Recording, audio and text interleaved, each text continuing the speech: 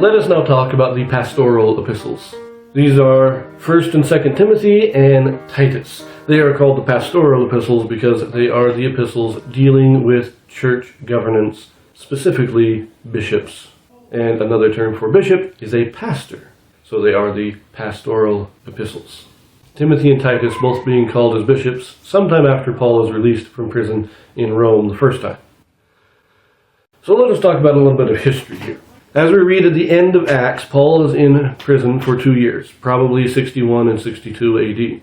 That is the end of Acts. During these 2 years, we assume that he wrote the epistle to the Hebrews. Now, Timothy was originally in prison as well, but he is released. He takes the epistle to the Hebrews out, probably to Jerusalem, may even tour a little bit in Asia Minor area, and then he returns to Rome to report back to Paul. Sometime in late 62, maybe early 63, Paul is released, and Paul, Timothy, and Titus all hop on a ship and leave Rome.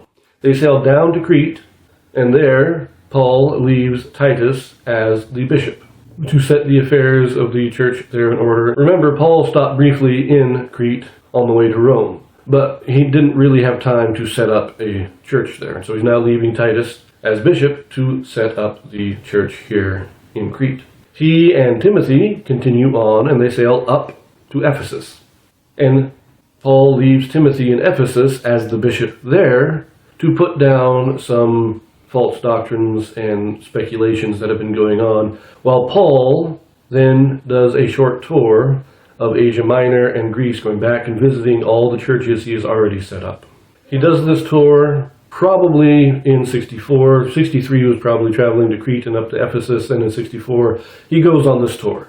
And he always plans to come back to Ephesus, but something's going on, and he is delayed in his return to see Timothy, which is why in 64 he writes his epistle to Timothy.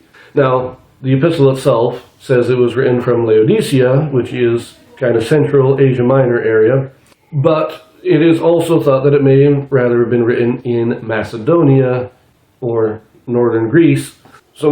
But it's during this time that he's traveling around a little bit.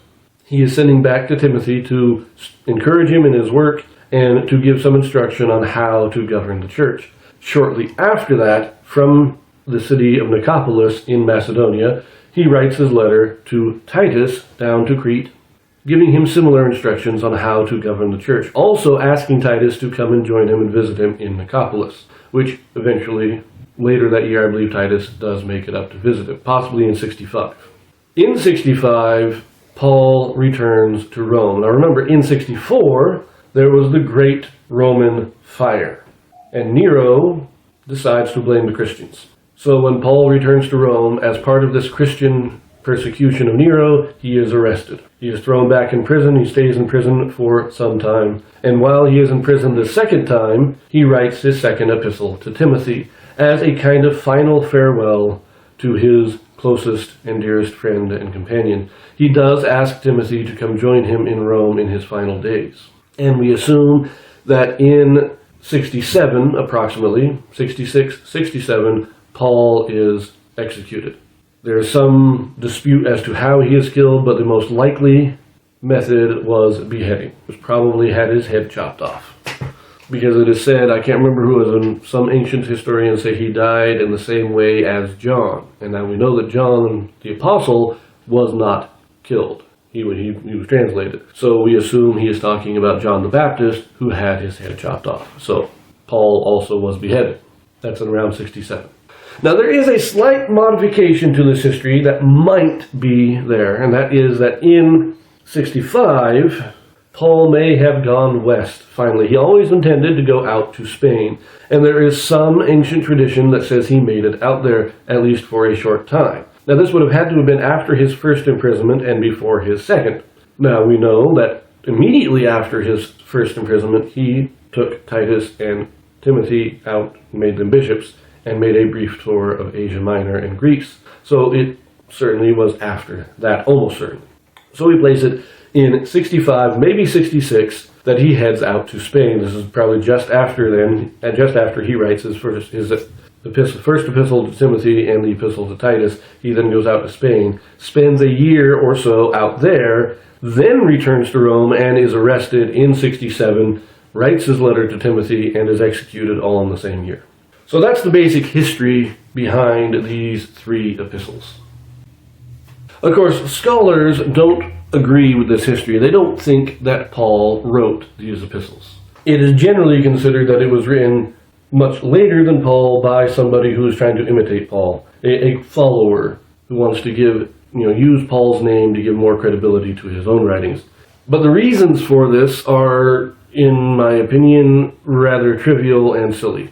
So, for instance, they have a different writing style than Paul's other writings. But wouldn't we expect a different writing style, considering that his other writings are written to congregations for the purpose of explaining doctrine, and these letters are written to individuals for the purpose of instructing in church government? I would expect different styles of writing. There's also a different vocabulary used. Again, wouldn't the different audiences and different purposes of these letters explain why different words are used? Another objection is that some of the earlier canons or compilations of Paul's writings do not include these epistles. And the argument is that if they weren't including these in the 3rd century among Paul's writings, why do we think that Paul wrote them? But this is also very easily explained in the fact that they were written to individuals. All the other letters being written to congregations, likely written to multiple congregations, would have been circulated, would have been publicly known. These 3 letters are written to individuals. They would have been kept by the individuals. It is likely they would not have been generally known for some time. There is evidence that Polycarp in the 2nd century, in the mid-2nd century, and I believe Irenaeus in the late 2nd century, were quoting from these epistles. But it doesn't make, it just means that these epistles hadn't had general circulation to be included. It doesn't mean Paul didn't write them, it just means that they were private letters. It's kind of like today finding letters written by Joseph Smith or Brigham Young in the private files of families that have been stashed in attics for the last 100 years. It's the same thing. Now, the biggest objection is the one that I find the most ridiculous, and that is that these deal with church organization, specifically the calling of elders, bishops, these kind of things. And the claim is that this organization didn't exist in the 1st century. And so, because these epistles are talking about it, they can't have been written in the 1st century.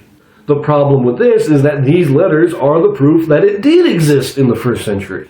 This is the proof that the organization was there from the beginning.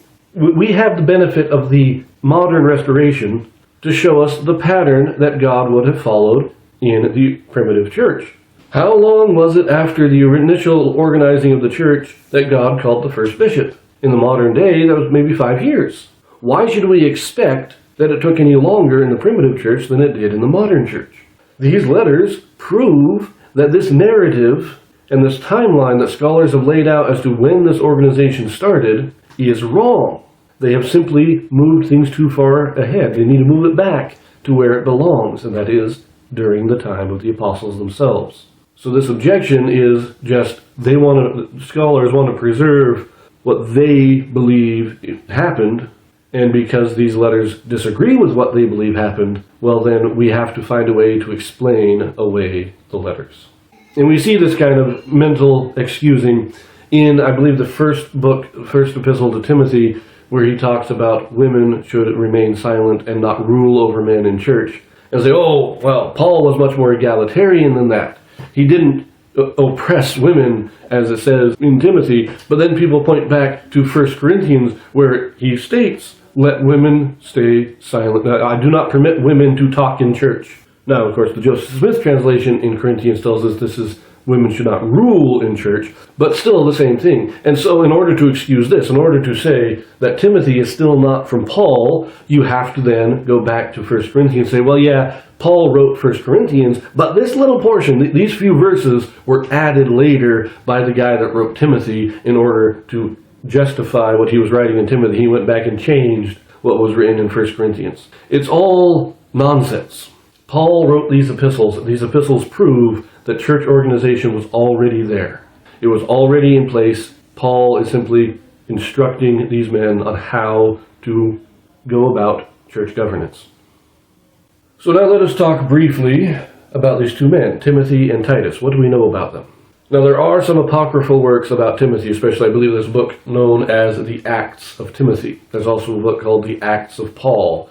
These are apocryphal works. We don't know how much is actually true. There's some question about them, but they do give us some baseline to work with on dating.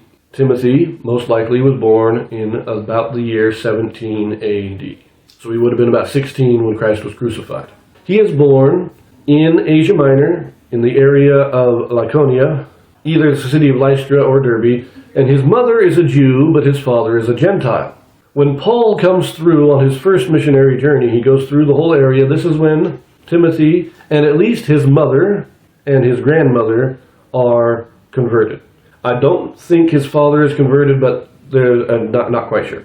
On Paul's second missionary journey, as he passes back through the area on his way to Greece, Timothy, his mother, and his grandmother have become strong pillars of the community, and Timothy now joins Paul on his missionary journeys. Now, Paul is about 12 or 13 years older than Timothy, and this would be about the year 52 that Timothy joins Paul on his journeys. Paul would be in his late 40s, about 48, maybe 49. Timothy is in his mid to late 30s.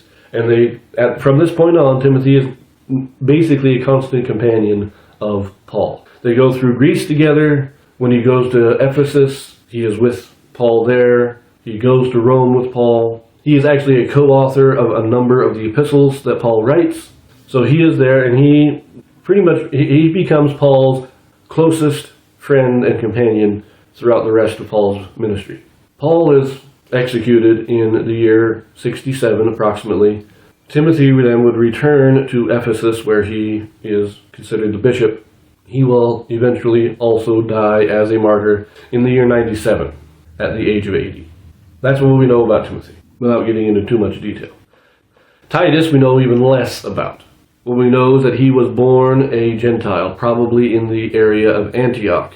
And he joined Paul from the beginning. Even before Paul's first missionary journey into Galatia, he traveled with Paul down to Jerusalem for the conference concerning circumcision. And from that point until Paul's death, Titus was always with him. He was sent on various missions. When Paul is in Ephesus, Titus is sent to Corinthians to gather information, figure out what's going on. But he is always with him. Titus is one of his earliest companions, and is the companion that is with him for the longest period of time. Now, when Paul is executed, Titus has been sent into Dalmatia, which I believe is modern-day Croatia. But we see that Paul, to the end, trusted Titus as a missionary companion, as a minister to the saints. But we don't really know anything about him. He was probably young in the beginning, probably in his 20s, and that would be in the late 40s. So he was probably born around the time that Christ began his mortal ministry, maybe a little before that. He was probably 2 or 3 years old when Christ began his mortal ministry. And that would make him about 20 years younger than Paul. So when Paul was executed in his early 60s, Titus is probably in his early 40s. But that's all we know about these two men, Timothy and Titus. And as I said, the epistles, 1 Timothy is written primarily to encourage Timothy. It gives a lot of stuff on church governance, but also talks about vain speculations and, stay away from speculation. Stick to the basic doctrine. With Titus, again, he writes a lot of stuff about church governance, how to call elders, who to call, what are the requirements. That's what these two epistles are about. 2 Timothy is a final farewell. It is Paul saying, I am about to die, and I'm writing this to you as a final farewell to my closest, dearest friend. So let us look at the Pastoral Epistles.